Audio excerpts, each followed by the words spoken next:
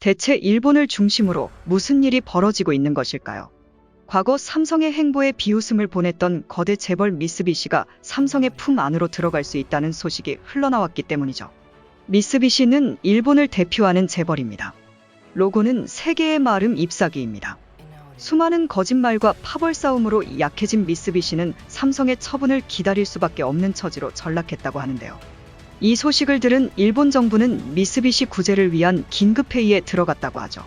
2006년 삼성은 미쓰비시와 협력 의사를 밝혔습니다.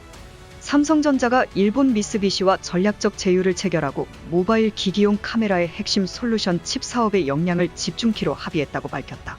이번 제휴로 삼성전자는 시스템 LSI 반도체와 관련된 이미지 센서 CIS 기술을, 미쓰비시는 이미지 신호 처리 ISP 기술을 상호 제공할 예정이다.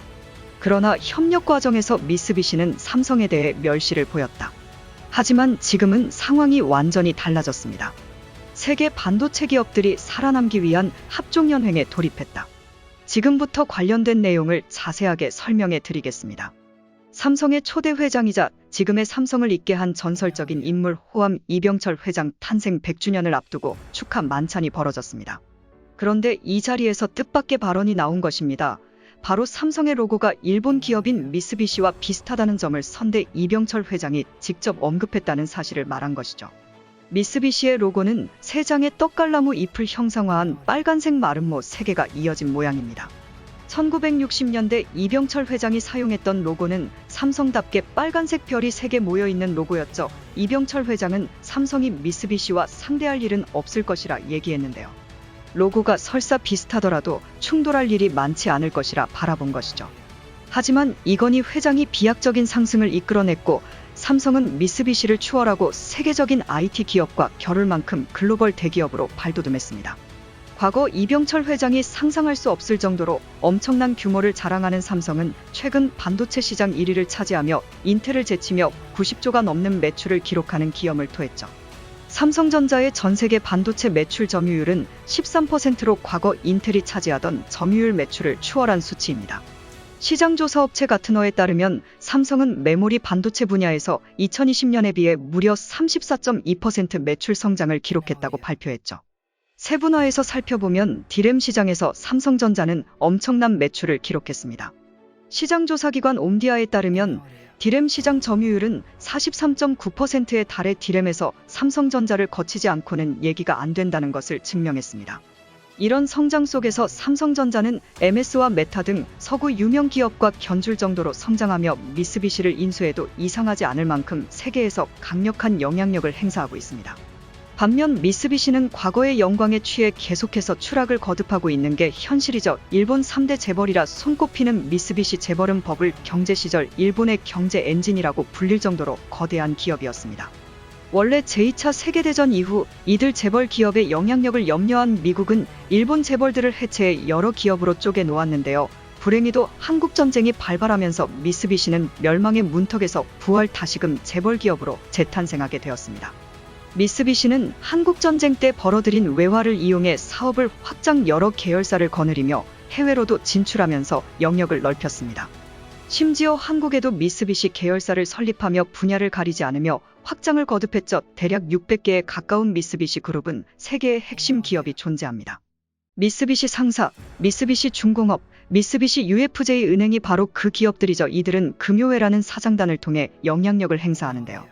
미쓰비시 그룹 주요 29개 회사 회장 및 사장 48명이 매월 두 번째 금요일에 만나는 금요회는 최고의사결정기관으로 이 회의에서 결정되는 사안은 전체 그룹의 중요 안건으로 올라갑니다. 한 그룹의 수장이 결정하는 것이 아닌 사장단 회의로 안건이 올라간다는 점은 다른 일본 재벌들과 다른 점이라 볼 수 있는데요. 문제는 이 점 때문에 내부 파벌의 권력 다툼이 치열합니다. 제일 중요한 기업이라 꼽힌 미쓰비시 상사 미쓰비시 중공업과 미쓰비시 UFJ 은행으로 크게 3개의 파벌이 존재하죠. 그리고 이들이 거느린 계열사는 파벌의 우위를 점하기 위해 치열한 암투를 벌인다고 하는데요. 파벌로 인해 미쓰비시 그룹은 스스로의 경쟁력을 깎아 먹게 되었습니다. 가장 대표적인 사례가 바로 미쓰비시 자동차의 몰락이죠. 미쓰비시 자동차는 2000년 리콜 사항을 전부 은폐한 것이 들통납니다.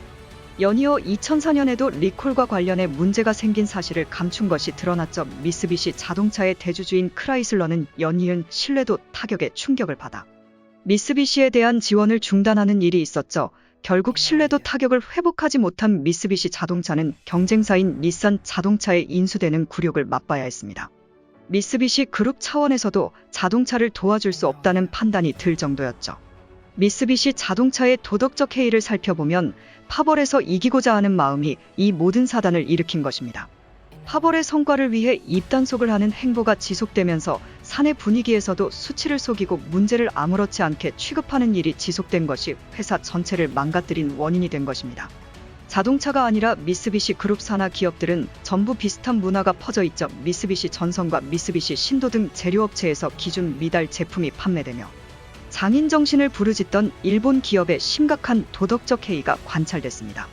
심지어 미쓰비시 알루미늄의 경우 기준 미달 제품 출하가 알려졌지만 모든 고객으로부터 안전 문제가 없다는 점을 확인했기에 얼마나 기준 미달이 되었는지 수치조차 밝히지 않는 뻔뻔한 모습을 보였죠. 고객사에서 문제가 없다고 얘기했기에 속이는 게 문제가 없다는 모습이었습니다. 2022년까지 이러한 행태는 이어지고 있는데요. 미쓰비시 산하 기업인 미쓰비시 전기의 경우 일본 6개 공장에서 총 47건의 허위 검사 성적표가 드러났습니다. 20년 넘게 허위 사실을 기록하고 있었던 것입니다. 외연을 성장하고 기업을 발전시키려는 노력보다는 내부 파벌 싸움에서 승기를 잡기 위한 치장에 더 힘을 쏟은 결과 미쓰비시는 삼성그룹에 뒤처지는 기업이 된 것입니다. 게다가 기술 개발에도 안일한 모습을 보이며 미쓰비시는 미래 먹거리 문제에도 신경 쓰지 않는다는 모습을 보였습니다. 미쓰비시 전기의 경우 2021년 TV 시장에서 철수하는 굴욕을 맛보았는데요. 삼성전자와 LG전자 등 한국 기업에 밀린 탓이라고 합니다. 일본 반도체도 마찬가지입니다. 미쓰비시 역시 반도체 사업을 운영하며 한때는 세계 반도체 시장의 심장이라는 소리까지 들을 정도였지만 승리에 취한 미쓰비시는 기술 개발과 트렌드 있는 것에 실패 결국 이전 기술에만 집착하는 모습을 보이며 한국에게 밀렸습니다. 최근 반도체 경기 불황으로 극심한 경영난을 겪고 있는 일본 내에서도 이타치와 비메모리 사업 통합을 추진하고 있다. 삼성의 비메모리 강화에 맞서 전 세계 비메모리 시장을 장악하고 있는 미국 인텔 인텔 컴은 메모리 분야에서 일본 대만 업체들과 제휴를 추진하고 있다. 대만경제일보는 미국 인텔이 일본 엘피다와 미쓰비시, 대만 파워칩과 디램 사업 부문에서 사자 동맹을 추진하고 있다고 보도했다. 인텔은 엘피다 미쓰비시와 대만 파워칩의 지분 인수기술 이전을 통해 이 회사의 최신 설비인 12인치 웨이퍼 라인을 이용할 계획인 것으로 알려졌다. 업계는 특히 이번 인텔주도 디램 사자 동맹을 통해 인텔이 디램 사업에 재진출하는 것은 아닌지 촉각을 곤두세우고 있다. 격세지감이라고 할 정도로 삼성의 무서운 성장의 칼날은 현재 미쓰비시를 향해 있다고 합니다. 최근 삼성 이재용 부회장은 뉴삼성을 내세우며 새로운 산업 육성과 기존 산업의 확장을 생각하고 있는데요. M&A 기업 합병 시도를 위해 여러 기업들을 물색 중이라고 합니다. 삼성은 2017년 하만화면 인수 이후로 별다른 기업 합병은 없었습니다.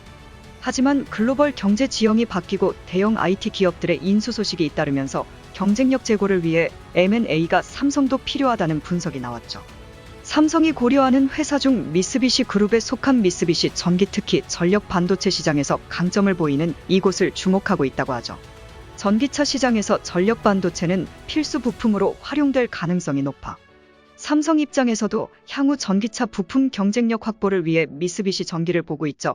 현재 미쓰비시 전기는 TSMC와 협력을 통해 활로를 찾고 있다고 하는데요. 하지만 삼성이 본격적으로 M&A에 나서면 미쓰비시는 꼼짝없이 당할 수밖에 없다고 합니다.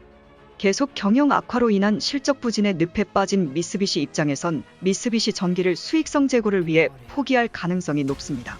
이렇게 된다면 과거 미쓰비시를 참고해 삼성을 만들었던 고 이병철 회장의 상상을 뛰어넘어 한국이 일본 기업을 인수하는 일이 벌어질 수 있는 셈인데요. 한때 삼성전자가 반도체 사업에 투자하자 미쓰비시는 이를 비웃으며 삼성이 반도체를 할 수 없는 5가지 이유라는 보고서를 발간. 취약한 산업과 회사의 열악한 규모로 인해 실패할 것이라고 전망했죠. 한껏 삼성을 비웃으며 일본 반도체는 망하지 않을 것이라 자부했던 미쓰비시는 시간이 지난 뒤 오히려 한국 기업에게 계열사를 넘겨야 할 수도 있는 절망적인 상태에 빠졌습니다. 미쓰비시의 저주에도 불구하고 보란듯이 성공해낸 삼성이 미쓰비시 회사까지 집어삼키며 복수에 성공할 수 있을까요? 향후 삼성의 행보가 기대됩니다. 대한민국을 넘어 세계 무대에서 활약하고 있는 삼성전자, 이들의 놀라운 업적에 감탄하며 불가능한 상황에서도 항상 길을 찾아내는 한국인의 저력에 박수를 보냅니다. 시청해주셔서 감사합니다.